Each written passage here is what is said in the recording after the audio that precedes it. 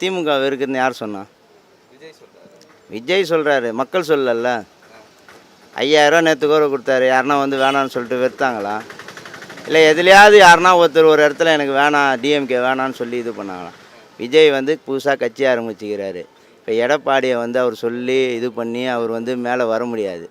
DMK எழுத்தவன் தான் இன்றைக்கி கட்சி ஆரம்பிச்சுட்டு எல்லாருமே டிஎம்கே தான் இருப்போம். கலைஞர் காலத்துலேருந்தே இது இருக்கிறது தான். இப்போ விஜய் வந்து சொன்னார்ன்றக்கோசம் மக்கள் வந்து வெறுத்துருவாங்களா?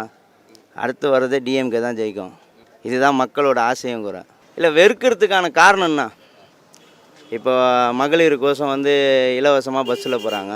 அவங்க வேலைக்கு கூப்பிட்டு அவங்கள கூப்பிட்டு கேளுங்க, ஏங்க டிஎம்கே வெறுக்கிறீங்களா, அடுத்த வாட்டி வரணுமான்னு கேட்டேன்னா அவங்களுக்கு ஒரு மாதம் அந்த ஒரு 1000 ரூபா மிச்சம் ஆகுதுன்றது. விஜய் கோடிக்கணக்கில் சம்பாதிக்கிறாருப்பா, நம்மளோட வழிவர்த்தனான்னு தெரியாது. டிஎம்கே வந்து அடிப்படையிலேருந்தே வந்து ஏழைங்களோட கஷ்ட நஷ்டத்தை புரிஞ்சு கட்சி ஆரம்பித்தது. இப்போ விஜய் மாரி வந்து கட்சி ஆரம்பிக்கல. விஜய் வந்து இப்போ தான் வந்திருக்காரு. இன்னும் அனுபவப்படணும், எல்லாமே வளரணும், நிறைய வந்து பார்க்க வேண்டியது இருக்குது. அதுக்குள்ளேயே வந்து டிஎம்கே திமுக வந்து தீய சக்தி, நாங்கள் தூய சக்தி.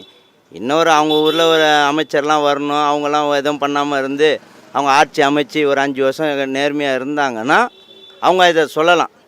எதுவுமே வராமல் இப்பயே நான் வந்து தூய சக்தின்னு சொல்கிறதுக்கு வந்து பாசிட்டிவ் கிடையாது.